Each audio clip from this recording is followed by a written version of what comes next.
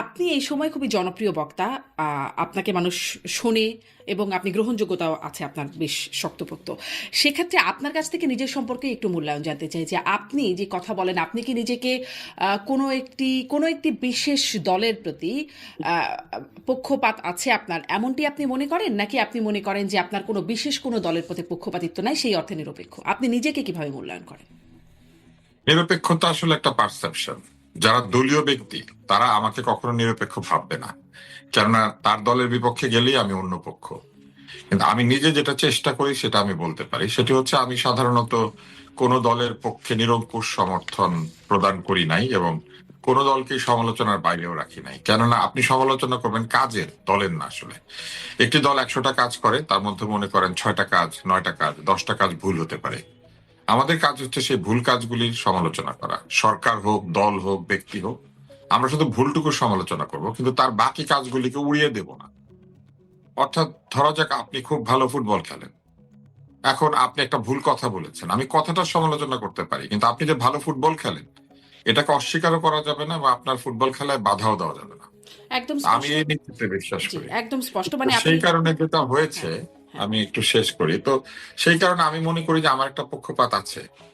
সেটা হচ্ছে আমি যতটুকু জানি ঠিক হিসেবে আমার ওই ঠিক জিনিসটার প্রতি পক্ষপাত আছে। এখন সেটা মুক্তিযুদ্ধের ইতিহাস হোক, কিংবা পৃথিবীর ইতিহাস হোক, অথবা বিজ্ঞানের একটা সূত্র হোক, অথবা মানুষের মানুষের সম্পর্ক হোক, কবিতা, প্রেম, কিংবা সাহিত্য, কিংবা অন্য যে কোনো বিষয় হোক, ব্যবসা। আমি যতটুকু ঠিক জানি, আমি যতটুকু আমার জ্ঞানের পরিধির মধ্যে আছে, আমি ওইটুকুর পক্ষে থাকার চেষ্টা করি। জি, মানে এটি এখন স্পষ্ট, আমার কারণ কাছে বিশেষ দলের প্রতি দলীয় পক্ষপাত আপনার নাই বলে আপনি নিজেকে এভাবে মূল্যায়ন করছেন। না, নাই, তবে স্পষ্ট। আদর্শের প্রতি আছে। আদর্শ প্রতি আছে, যেমন আমি কোনোভাবে আমাদের মুক্তিযুদ্ধকে অস্বীকার করি না। মুক্তিযুদ্ধের বিষয়ে কিংবা আমাদের বিভিন্ন সময়ে জনগণ যে বিষয়গুলির জন্য রক্তপাত করেছে, রক্ত দিয়েছে, মানুষ যা চেয়েছে, এই চাওয়ার প্রতি আমার পক্ষপাত আছে। কারণ মানুষ চেয়েছে এবং অনেক ক্ষেত্রে পেয়েছে, অনেক ক্ষেত্রে পায় নাই। এই না পাওয়াগুলির জন্যই আমাদের সংগ্রাম। যা পেয়েছি তা তো পেয়েছি, কিন্তু যতটুকু পাইনি সেইটুকু পাওয়ার জন্যই তো এই আলোচনা এবং সমালোচনা।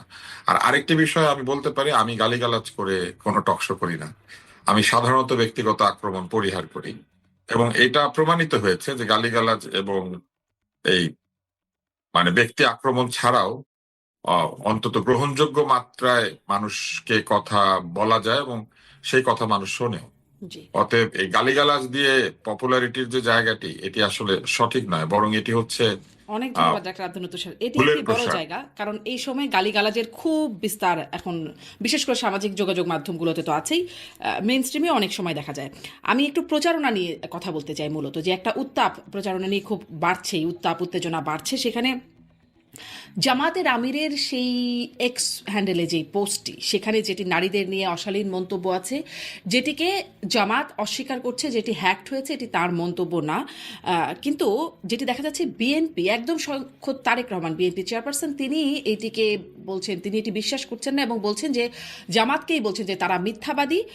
সরাসরি বলছেন যে তারা হ্যাক হওয়ার যে দাবিটি করছে সেটা মিথ্যা, জামাত মিথ্যাবাদী বলে দাবি করছেন। আপনি আসলে এটিকে কিভাবে দেখছেন, এইরকম অভিযোগকে? এবং কেন আসলে বিএনপি বিশ্বাস করছে না যে এই এক্স হ্যান্ডেল হ্যাক হতে পারে? কি মনে হয়? এর অনেকগুলি কারণ আছে। প্রথমত, ইন্টারনেটে জামাতে ইসলাম এবং তাদের সমর্থকদের যে শক্তিশালী উপস্থিতি এবং তাদের যে প্রযুক্তিগত এক ধরনের দক্ষতা, সেটা তারা অনেকদিন থেকে প্রমাণ করেছে। তাদের সমর্থকদের একটা গ্রুপ বা পেজ ছিল কেল্লা নামে।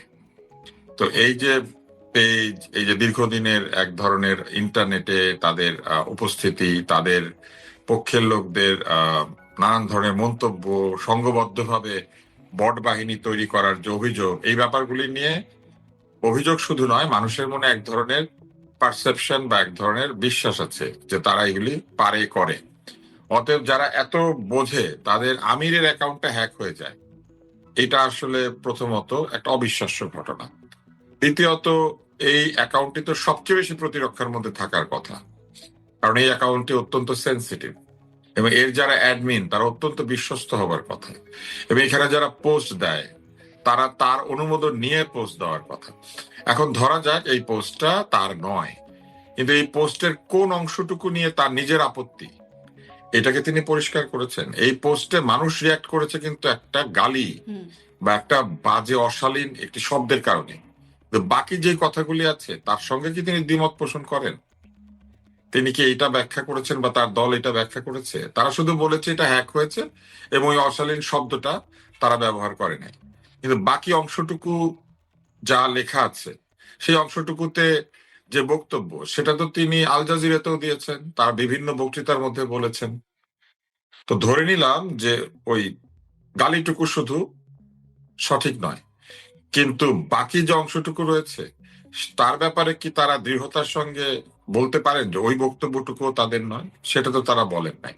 অতএব তারা কেবল একটি শব্দ নিয়েই তাদের হ্যাকিং এর বিষয়ে তারা বলার চেষ্টা করেছেন যে ওই শব্দটা তারা ব্যবহার করেন নাই বা কিন্তু ডাক্তার আব্দুল তাদের লতিফ স্যার, আমির আমি একটু ব্যবহার করেন। মানে তর্কের খাতিরে এভাবে এইবার বলতাম আসেন বা আরেকটু প্রযুক্তিগত ভাবে বোঝার দেখি। ক্ষেত্রে আপনার কাছ থেকে আরেকটু জানতে চাই, মানে এমনটা তো হতেই পারে তার বক্তব্য কিন্তু তিনি যেভাবে বলতে চান, যেভাবে উপস্থাপন করতে চান, সেভাবে না করে অন্যভাবে উপস্থাপন করা, এটাও তো একটা মানে খুবই খারাপ কাজ, মানে এবং হ্যাকিং এর অন্যভাবে শিকার যদি হয়ে উপস্থাপিত থাকেন। তো কিছু হয় নাই, কেননা ওইখানে যা বক্তব্য আছে তিনি প্রায় একই বক্তব্য, তিনি হুবহু প্রায় একই বক্তব্য, কিছুটা এদিক সেদিক কয়েকটা শব্দে তিনি আল জাজিরাতে এটা বলেছেন যে তাদের দল প্রিন্সিপাল হিসেবে বিশ্বাস করে যে নারীরা দলের সভাপতিও হতে পারবে না, এবং এটা যদি না হতে পারে আমরা পরিষ্কার বুঝি যে দেশের প্রধানমন্ত্রী কিংবা উচ্চতম যে পদগুলি রয়েছে বিভিন্ন সেক্টরে সেখানে নারীদের নেতৃত্ব তারা আমার অনুষ্ঠানেও সমর্থন। জামাতের আমির বলেছেন যে নারীরা শীর্ষ নেতৃত্বে যেতে পারবেন না, ইসলাম পারমিট করেন না। হ্যাঁ, তো নারীর জন্য কোনো শীর্ষস্থান নাই,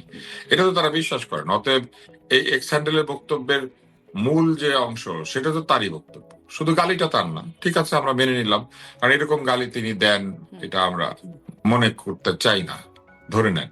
কিন্তু এটা হ্যাক হওয়ার যে কথাটি তারা বলেছেন এটা মেলে না কেন জানেন? এটা মেলে না, প্রথমত তারা বলেছে যে এটা হ্যাক করেছে, সে হ্যাক করেছে কিন্তু পাসওয়ার্ড বদলায়নি। কিন্তু সে নিশ্চয়ই একটা সার্টিফাইড ডিভাইস অর্থাৎ অথেন্টিক ডিভাইস যেটা আগে লগ ইন করেছে এমন একটা ডিভাইস থেকে হ্যাক করে নাই। তাহলে যে ডিভাইসটা থেকে সে হ্যাক করেছে এই ডিভাইসটা তো অথেন্টিকেট করতে হয়। আপনি যদি এখন কোন একটা ডিভাইস দিয়ে অন্য কারো অ্যাকাউন্টে প্রবেশ করতে চান তাহলে নতুন ডিভাইস থেকে লগ ইন করার চেষ্টা করলেই তাকে বলা নোটিফিকেশন। হবে যে আপনার আপনার ইমেইলে অথবা আপনার ফোন নাম্বারে অথবা আপনার পূর্ববর্তী কোনো ডিভাইস যেটা আপনি মূল ডিভাইস হিসেবে চিহ্নিত করে রেখেছেন সেইখানে মেসেজ যাবে।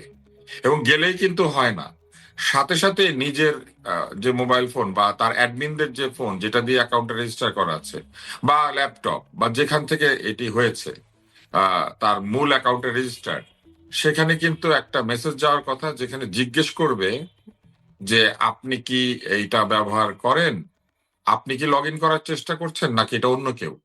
এবং তখন আপনি যদি বলেন যে এটা অন্য কেউ, সাথে সাথে কিন্তু এই অ্যাকাউন্টটা লক হয়ে যাবে অথবা যে লগ ইন করার চেষ্টা করছিল নতুন লগ ইনটা হবে না। এখন তাদের এইটা কি টু ফ্যাক্টর থ্রি ফ্যাক্টর যে অথেন্টিকেশন থাকে, ভেরিফিকেশন থাকে, অথবা টু স্টেপ থ্রি স্টেপ যে ভেরিফিকেশন থাকে, এইগুলা করা নাই। তাহলে তাদের কারো কাছে একটা নোটিফিকেশন যায় নাই, তাদের কারো কাছে একটা টেক্সট যায় নাই, এসএমএস যায় নাই, কোনো ধরনের কিছু না জানিয়ে পাসওয়ার্ড বদল না করে একটা নতুন ডিভাইস থেকে শুধু পাসওয়ার্ড জানলে ঢোকা যায়? এটা আমার জানা নাই, এটা যারা আইটি বিশেষজ্ঞ তারা বলতে পারবেন, কিন্তু জামাতের আইটি সাধারণভাবে বিশেষজ্ঞ, আমরা যারা জামাতের আইটি বিশেষজ্ঞ তারা কিন্তু একটা সংবাদ সম্মেলন করে বলছেন যে বঙ্গভবনের কোনো একটা ইমেইল থেকে এটি করা হয়েছে, তারা নাকি চিহ্নিতও করেছে। বঙ্গভবনের একটা ইমেল থেকে ম্যালওয়্যার ভেতরে আছে এরকম ইমেল যেগুলোকে ফাইসিং ইমেল বলে বা ম্যালওয়্যার অ্যাটাচ ইমেল বলে, এরকম ইমেল এসেছে বলে তারা দাবি করেছেন। হুম। তো বঙ্গভবনের এই মেইলটা থেকে, এই মেইলটা যে এসেছে এই মেইলটা থেকে ওপেন করেছে, ওপেন না করলে কিন্তু ম্যালওয়্যার কাজ করবে না। তো ধরা যাক ম্যালওয়্যার কাজ করতে শুরু করলো। এখন এই ম্যালওয়্যার যখন কাজ করবে সে ফাইসিং করে, ধরেন ওইখানে কি লগের আছে, কি লগের দিয়ে কি লগ ইন করে পাসওয়ার্ডটা জেনে ফেললো যে হ্যাক করতে চায়। তারপর ওই পাসওয়ার্ডটা ব্যবহার করে সে যখন ঢোকার চেষ্টা করবে সে তো ওই ডিভাইসটা ব্যবহার করে ঢুকছে না, তার নিজের ডিভাইস থেকে ঢুকছে যেটা নতুন ডিভাইস, এবং লগ ইনের এলাকাটাও ভিন্ন। তারা বলেছে এটা নাকি পাকিস্তান থেকে না কোথা থেকে হ্যাক করার চেষ্টা করা হয়েছে বা লগ ইন করা হয়েছে, এরকম কিছু একটা বলেছে। তো আমি যতটুকু ওই যে একটা একটা তার একটা ভিডিও দিয়েছে, সেই ভিডিওর মধ্যে যেটা বলেছে পুরোপুরি মনে নেই আমার। তো যেখান থেকে লগ ইন করা হোক, তাহলে তো ওই ডিভাইসটা তো ঢুকতে দিবে না সিস্টেম। ওই ডিভাইসটাকে আবার অথেন্টিকেট করতে হবে। ডিভাইসটাকে নিজের বলে চিহ্নিত না করলে ওই ডিভাইস থেকে ঢুকতে দিবে না। নতুন ডিভাইস ব্যবহার করলে নতুন ডিভাইসটাকেও হুম। আহ, মানে সার্টিফাই করিয়ে নিতে তারপরেও হয়, মানে নতুন আপনি একটা ডিভাইসটাকে ব্যাখ্যা অথেন্টিকেট দিচ্ছেন, করা সেই কোনো। ব্যাখ্যাটা তো খুবই ঠিক। কারণ কি মানে আমরা সাধারণ মানুষ হিসেবেও আমাদের কাছেও এরকম নোটিফিকেশন আসে যে আপনার অ্যাকাউন্টে ঢোকার চেষ্টা হচ্ছে, এখান থেকে আপনি কি পারমিট করেন কিনা, একদম এভাবে মিলে যায়। সবারই হয়তো এই অভিজ্ঞতা, অনেকেরই হয়তো আছে। আর কিন্তু তারপরেও সবচেয়ে মজার তারপরেও ব্যাপার আপনার হচ্ছে, কাছে আমি এই প্রশ্নটা করতে চাই, আপনার কাছে কি মনে হয়, আপনার কাছে আপনি বলছেন বিশ্বাসযোগ্য না, তারপরেও কত শতাংশ সম্ভাবনা থাকতে পারে বলে আপনার মনে হয় যে আসলেই অ্যাকাউন্টটি হ্যাক হয়েছে, আর কত শতাংশ এটা মনে হয় হয়নি? বিশ্বাসযোগ্য, এটা অতটুকুই বিশ্বাসযোগ্য যে তার অ্যাডমিনদের মধ্যে যদি কেউ বিশ্বাসঘাতকতা করে, অর্থাৎ তার যে অ্যাডমিন আছে সেই অ্যাডমিনদের কেউ যদি একটা সার্টিফাইড ডিভাইস ব্যবহার করে এটা পোস্ট করে দিয়ে থাকে নিজের ইচ্ছা মতো, এইটা ছাড়া আর কোনোভাবে এটা হওয়া সম্ভব না। এক, দ্বিতীয়ত, যদি কেউ হ্যাক করে থাকে তাহলে আপনি হ্যাকারদের সম্পর্কে একটু ইমেলে গিয়ে বা একটু ইন্টারনেটে গিয়ে সার্চ করেন বা যে কোনো একটা ভালো বই পড়েন, তাহলে দেখবেন যে সেখানে পরিষ্কার আছে যে হ্যাকাররা প্রথমেই যেটা করে সেটা হচ্ছে অ্যাকাউন্টটা নিজের দখলে নিয়ে নেয়, এবং এই দখলে নেওয়ার জন্য সে অবশ্যই পাসওয়ার্ড বদল করে দিবে।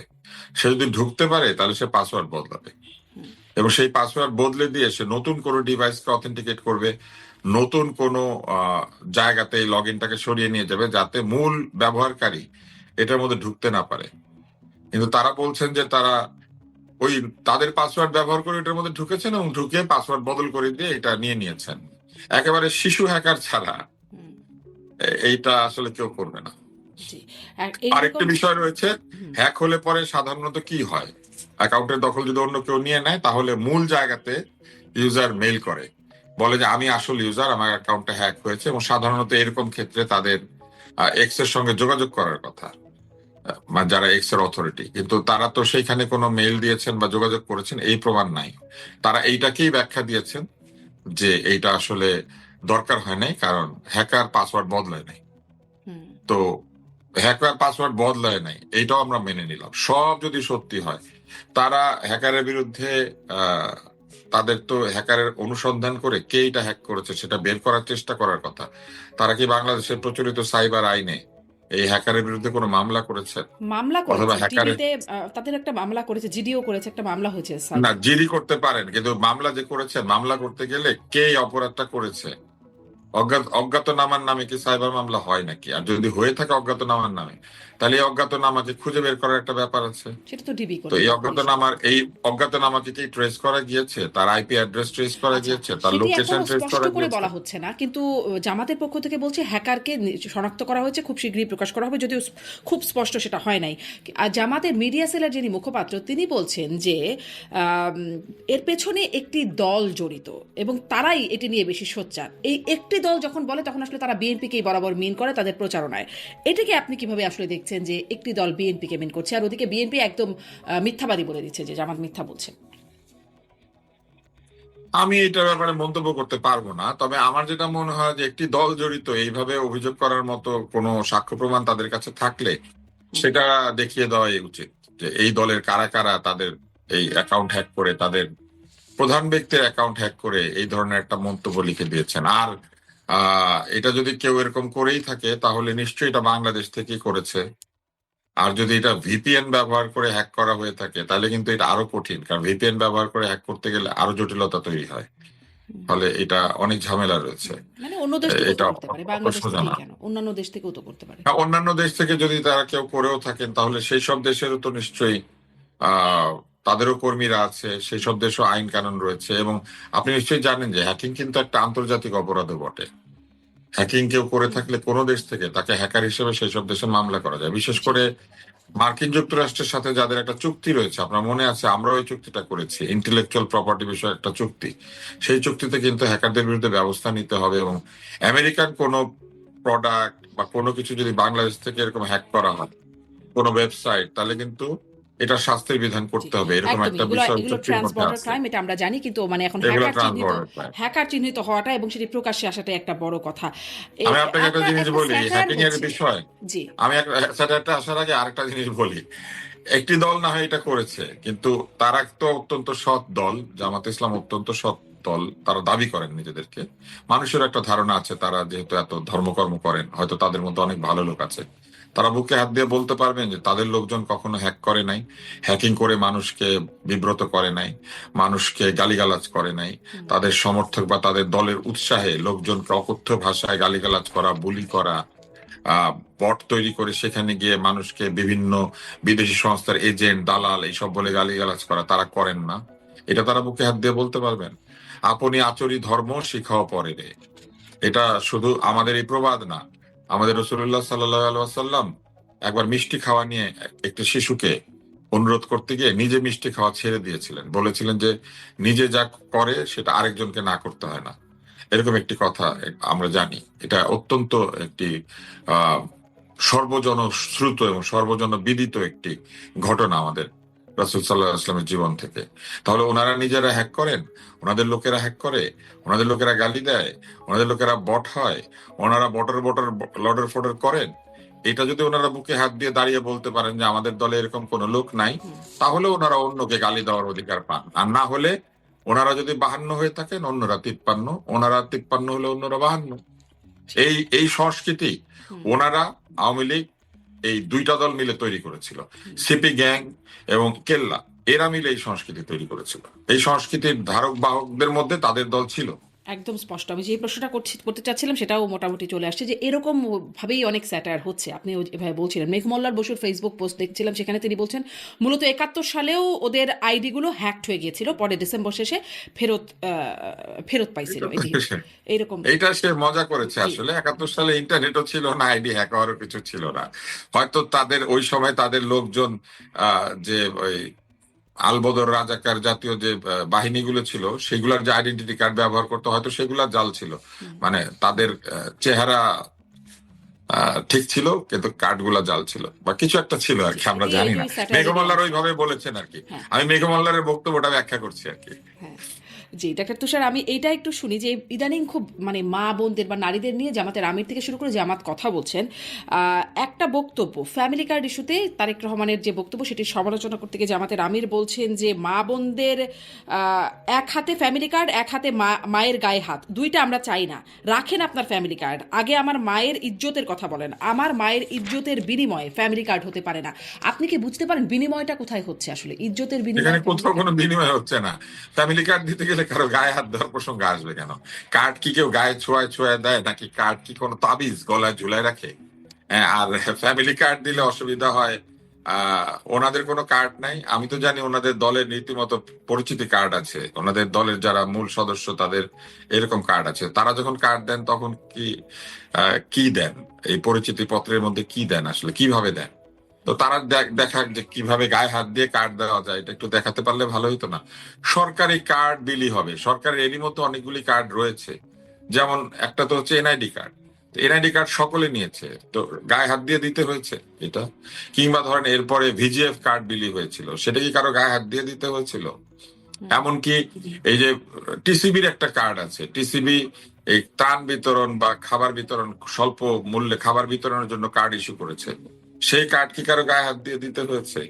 টিসিবির এই কার্ড ব্যবহার করে কিন্তু আমাদের বাড়িরও এই যারা অল্প মূল্যে কাজ করেন, যেমন আমাদের হেল্পিং হ্যান্ড যারা, আমাদের বাড়ির সাহায্য কর্মী যারা, এরা কিন্তু টিসিবি সেইখান থেকে তেল আনে, চিনি আনে এবং তারা সেটা কম দামে কিনে আনে। এটা কিন্তু অনেক দিনের প্রকল্প। সেই 2006-7 সালে তখনকার অন্তর্বর্তী সরকার বিডিআর কে দিয়ে শুরু করেছিল এরকম খাদ্য বিতরণ। এটা পরে সরকারি ভাবে টিসিবি এবং অন্যরা করে। এবং সেখানে আপনি জেনে মজা পাবেন, রাইস ব্র্যান অয়েল দেয় টিসিবি, যেটা কিনা দামি তেল, এবং সেটা অনেক কম দামে দেয়। সেটা দেখে আমি খুব অবাক হয়েছি। তো এই যে দেয়া হচ্ছে, এখানে কি গায়ে হাত দিয়ে দিতে হয়েছে? শুধু এই বিএনপি একটা কার্ডের কথা বলেছে আর ওটা গায়ে হাত দিয়ে দিতে হবে? ওনারা বাড়িতে বাড়িতে মেয়ে পাঠাতে পারেন, বিএনপিতে কোনো মেয়ে নাই, মেয়েরাই কার্ডটা বিলি করতে পারে না। তো মায়ের গায়ে মেয়ে হাত দিলে ওনার অসুবিধা হবে? উনি যে এই চিন্তাটা করতে পেরেছেন, এই চিন্তাটা খুব দুঃখজনক। উনি এরকম একটা চিন্তা কি করে করলেন যে গায়ে হাত দিয়ে দিয়ে কার্ড দিবে? এবং কারা দিবে গায়ে হাত দিয়ে দিয়ে? পুরুষেরা? উনি কি এইটা মিন করতে চেয়েছেন? এটা তো কোনো মানে এটা কোনো যৌক্তিক বক্তব্যই না।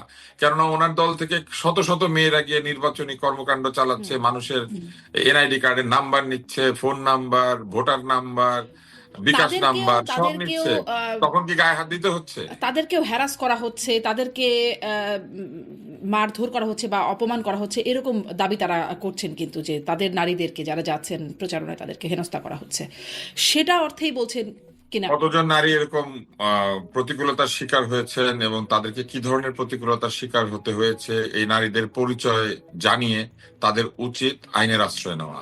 কারণ নারী বলে কথা নয়, যে হুম, কোনো ব্যক্তিকে যদি একটি আইনসঙ্গত কর্মকাণ্ডে কেউ বাধা দেয় হুম, বা তার প্রতি ভুল আচরণ করে, অন্যায় আচরণ করে, তাহলে তিনি আইনের আশ্রয় নিতে পারেন।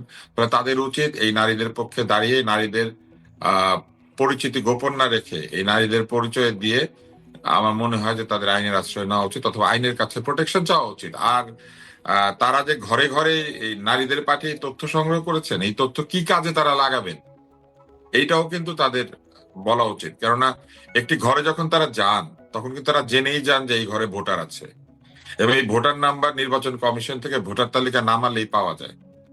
ওনারা তাহলে ফোন নাম্বার কেন কালেক্ট করছেন? তারা কি তাদেরকে ফোন করবেন প্রত্যেককে, নাকি ফোনের মধ্যে নগদ বিকাশ রকেট করবেন? এইটাও তো তাদেরকে ব্যাখ্যা করতে হবে। কিন্তু তারা তো এটি অস্বীকার করছেন যে তারা বিকাশ নাম্বার বা এনআইডি নাম্বার এটা আসলে নিচ্ছেন না, তারা তো এটি অস্বীকার করছেন। আপনি সেটা, যারা অভিযোগ করেছেন তাদের কাছে তো প্রমাণ রয়েছে, তারা তো প্রমাণ সহ বলেছেন। আমি অভিযোগটা করি না, আমি আপনাকে শুধুমাত্র পত্র পত্রিকা যা পড়েছি সেটার ভিত্তিতে প্রশ্নগুলি রেইজ করছি। যদি তারা বলেন যে তারা কখনোই ফোন নাম্বার নেন নাই, তাহলে খুবই ভালো কথা, তারা ফোন নাম্বার নেন নাই।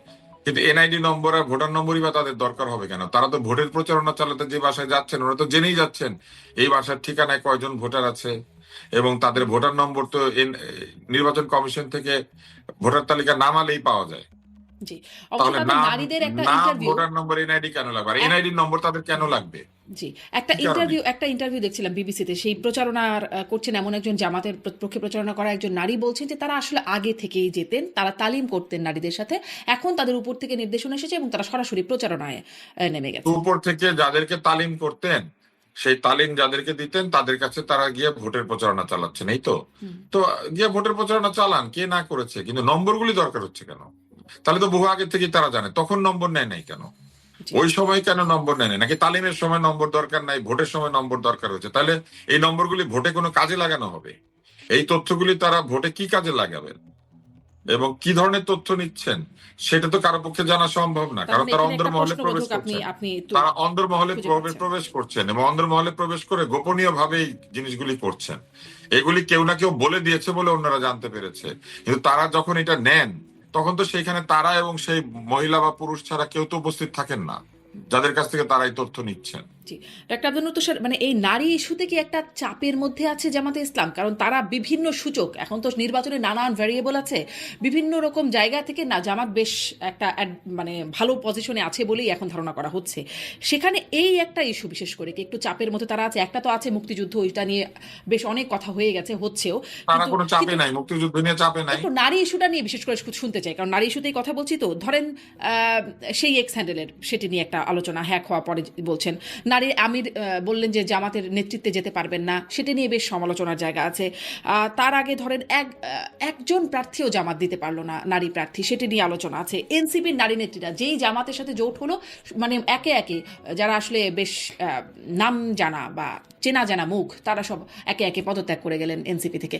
নারী ইস্যুটাতে জামাতের জন্য একটু বিব্রতকর হয়ে যাচ্ছে কিনা, একটা চাপে আছে কিনা আপনি? না, নারী ইস্যু জামাতের জন্য বিব্রতকর হচ্ছে না। আপনার কি ধারণা জামাত তার নিজের সদস্য নারী যারা এবং অতি দরিদ্র, কিংবা এই তালিমের মাধ্যমে মাথায় বুদ্ধি ঢুকিয়ে দেওয়া নারী ছাড়া অন্য কারো ভোট আশা করছে? যে নারীরা তাদের সমালোচনা করছেন বা যে সমাজ তাদের সমালোচনা করছে, তাদের ভোট নিয়ে জামাত ক্ষমতায় যেতে চায়? মোটেও কিন্তু না। একজন জামাত একজন নারীর কথা কিন্তু জামাতের আমির প্রচারণার মধ্যেও বলেছেন, যেটি ফেসবুকে বা ইন্টারনেটেও বেশ বেশ ভাইরাল হয়েছে। একজন বেশ আধুনিক, তথাকথিত আধুনিক পোশাক পরিহিতা নারী, তিনি বলছেন যে তার জামাতকেই পছন্দ, জামাত আসলে তিনি দরকার হলে এই পোশাক পরবেন না, তবুও তার জামাতকেই পছন্দ। এটা উনি কাকে বলেছেন, এই নারী? একজন নারী, আমি সে খুব চেনা জানা নারী না, কিন্তু ভাইরাল হয়েছে সেটা আমি দেখেছি, এবং সেটা রেফারেন্স জামাতের আমির একটা প্রচারণায় বলেছেন। না না, কিন্তু ওই যে ওরকম পোশাক পরা একজন নারী, এটা কোথায় বলেছেন? ইন্টারনেটে বলেছেন? ভিডিও করে বলেছেন? ভিডিও, একজন সাংবাদিক তাকে জিজ্ঞাসা করছেন, তখন তিনি বলছেন যে কেন তার জামাতকে পছন্দ। সাংবাদিক বলছেন না জামাত আসলে তো আপনি এই পোশাক পরতে পারবেন না, তিনি বলছেন পরবো না, তবুও আমি জামাতকে চাই। হ্যাঁ, ঠিক আছে, খুবই ভালো কথা। একজন ব্যক্তি নারী যদি বলেন যে উনি এই পোশাক পরবেন না ভবিষ্যতে জামাত আসলে, তাহলে বুঝতেই হবে যে উনি আসলে এই পোশাক যেটা পরেছেন সেই পোশাকটিকে তিনি তার পছন্দ থেকে পরেন নাই, কারণ মানুষ তার পছন্দের বস্তু খুব সহজে পরিত্যাগ করতে পারে না। আমার ধারণা উনি নাটক কম করো প্রিয়, একটা স্লোগান ছিল না, আমি এইটুকুই বলবো যে ভদ্র মহিলাকে নাটক কম করো প্রিয়। কারণ যে পোশাক আপনি পয়সা দিয়ে কিনেছেন, আপনি একটা ভোট দিয়ে সেই পোশাক হারিয়ে ফেলবেন। আপনি এই যে ভিডিও ছেড়েছেন, এই পোশাক পরবেন, তখন ভিডিও ছাড়তে পারবেন না। অতএব উনি ওনার এই বর্তমান যে জীবন সেটা বিসর্জন দিবেন একটা ভোট দিয়ে, এটা যদি কেউ বিশ্বাস করে করতে পারে, কোনো অসুবিধা নেই। কিন্তু আমার কাছে ওই বক্তব্য বিশ্বাসযোগ্য মনে হয় না। কারণ এই ভদ্রমহিলা যদি ওই পোশাক পরে অভ্যস্ত হয়ে থাকেন, একটি ভোটের বিনিময়ে সেই পোশাক পরার অধিকার হারাতে তিনি রাজি আছেন। আবার এই পোশাক পরা মহিলার ভিডিওটি জামাতের আমির দেখেছেন বসে বসে। হ্যাঁ, উনি তো চোখের পর্দা করলেন না তাহলে। তো পুরো ব্যাপারটাই কেমন অদ্ভুত হয়ে গেল না? ডাক্তার আব্দুল লতিফ সাহেব, প্রচারণা একটু কারণ আমি এই কথা বলতে শুনেছি যে এরকম পোশাক, আপত্তিকর পোশাক কেউ পরা থাকলে তার দিকে তাকাতে নিষেধ করা হয়েছে, কিংবা তার দিকে না তাকিয়ে অন্যদিকে তাকিয়ে থাকতে বলা হয়েছে। তাদেরই দলের লোকজন বলেছেন, আমি সেটা শুনেছি। তাহলে ওনার তো এই ভিডিও শোনারও কথা না, দেখারও কথা না। তো ওনাকে আবার কেউ নিশ্চয়ই এটা গল্প করে বলেছে, তাহলে যে গল্প করে বলেছে সে দেখেছে, হুম, কেউ না কেউ তো এটা দেখেছে। উনি আবার এটাকে রেফারেন্স হিসেবে ব্যবহার করেছেন। আপনি যে চাপের কথা জিজ্ঞেস করেছিলেন, আসেন সেটার উত্তর দিই। হুম, জামাত নারীদের নিয়ে কোনো চাপের মধ্যে নাই, কারণ প্রথমত জামাত তার নিজের যে নারী, তাদের দলীয় নারী, তাদের ভোটই তারা আশা করেন। এর বাইরে যে কটা ভোট পাবেন সেটা বাড়তি। তারা কিন্তু ওই শ্রেণীর নারীদের কাছে প্রচার প্রচারণা চালাচ্ছেন না। তারা ঢুকে পড়ছেন অন্দরমহলে, গরিব ঘরে, নিম্ন মধ্যবিত্তদের ঘরে, এবং সেইখানে তারা দীর্ঘদিন ধরে যে তালিম দিতে ঢুকেন, বিভিন্ন সময় তারা ধর্মের রাস্তায় আসার আহ্বান জানিয়ে ঢুকেন, সেই জায়গাতে ঢুকে তারা এখন ভোটের প্রচারণা চালাচ্ছেন। তারা মূলত ওই জায়গাগুলির থেকে ভোট আশা করছেন। ওই জায়গাতে তারা দীর্ঘদিন কাজ করেছেন, ফলে ওই জায়গাতে এক ধরনের আহ ব্যবহারগত পরিবর্তনও তারা নিশ্চয়ই সূচনা করেছেন। অতএব তারা তাদের যারা নারী সদস্য বা তাদের মতো যারা ভাবে সেই সব নারীদের কাছ থেকে ভোট আশা করছেন। সেই সব নারীরা এই মন্তব্যে কোনো আহত বোধ করে না, জি। তাই না? ওই নারীরা এই মন্তব্যটাকে মেনে নিয়েছে, এবং তারা কিন্তু একটা বক্তৃতাও দিয়েছে যে আমরা মেনে নিয়েছি। তো মেনে নেওয়া নারী গ্রুপের থেকে ওনারা ভোট পাবেন। অতএব ওনারা এই বক্তব্যগুলি বরং এটা দিয়ে যেসব নারী এটা মেনে নিয়েছেন তাদেরকে আরো দৃঢ়তর জায়গায় নিয়ে গিয়ে বলছেন যে দেখো, আমরা সব নারীর ভোট আশা করি না, আমরা শুধু আচ্ছা, শুধু কি নারী এসব বক্তব্যে আমরা কি, পরহেজগার নারীদের ভোট ধরেন আশা যদি করি। এই বক্তব্য আহ, সমালোচনার যোগ্য হয়, আপত্তিকর হয়, তাহলে এই বক্তব্যে কি শুধু নারীরাই, মানে নারীদেরই আপত্তি থাকবে, পুরুষদের কি থাকবে না? আরো একটি বক্তব্য পুরুষরা তো বলি, আপত্তি আরেকটি করে নাই, আপনার বক্তব্য কি বলি, ধারণা? মামুনুল হক দাঁড়িপাল্লা প্রতীকে তিনি নির্বাচন করছেন। তিনি বলছেন, তিনিও আসলে নারী সমাজকে নিয়ে বলছেন যদি গায়ে হাত তোলা হয় তাহলে আগুন জ্বলবে, সেই আগুন নিভানোর ক্ষমতা কারণে তিনি বলছেন তিনি কোনো আইন মানবেন না, বিদ্রোহ করবেন, এবং সারা দেশে আগুন জ্বলবে, তিনি এরকমটা বলছেন। বুঝি যদি নাই, কোনো নারীর কোথায় অসম্মান করা হয়, কোথায় আগুন জ্বলবে, কার গায়ে হাত তোলা হলো? মানে তিনি বলছেন যদি করা হয় তাহলে সারা দেশে আগুন জ্বলবে, তিনি বিদ্রোহ করবেন। কিন্তু না, আমার একটু যদি প্রশ্ন কোথায় হচ্ছে, করা হবে। মানে তিনি নিজেও একটি নারী কেলেঙ্কারিতে, তাকে বেশ বেশ বাড়াবাড়ি রকমের হেনস্থার শিকার হতে হয়েছে, কিন্তু ঘটনাটা না, কিন্তু এটা ঘটেছিল আমি বুঝি নাই।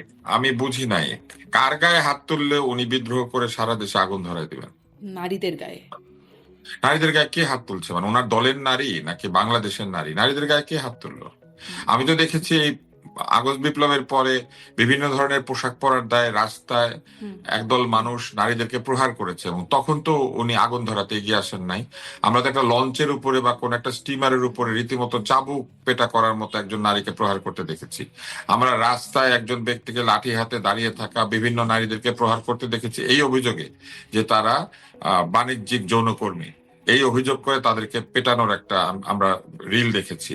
আমরা এরকম একাধিক রিল দেখেছি যেখানে নারীদেরকে প্রহার করা হচ্ছে। সেগুলি কি সত্যি ছিল? যদি সত্যি হয়ে থাকে, হুম। তাহলে তখন হক সাহেব কেন এটার প্রতিবাদ করেন নাই? তখন কেন বিদ্রোহ করে সারা দেশে আগুন ধরিয়ে দেন নাই? নাকি ওরা নারী না, উনি যাদেরকে নারী মনে করেন শুধু তারাই নারী? এটা তো ওনাকে উত্তর দিতে হবে। উনি এই তো এই শুধু এই আগুন ধরিয়ে দেওয়ার শব্দটা কিন্তু মাঝে মাঝে আগুন শোনা ধরিয়ে যায়। দেওয়ার আগুন ধরিয়ে দেওয়ার ধমক দেওয়ার আগে ওনাকে তো এটা বলতে হবে যে অন্য নারীদেরকে যখন প্রহার করা হয়েছিল তখন উনি আগুন নিয়ে কোথায় ছিলেন। হুম, হুম।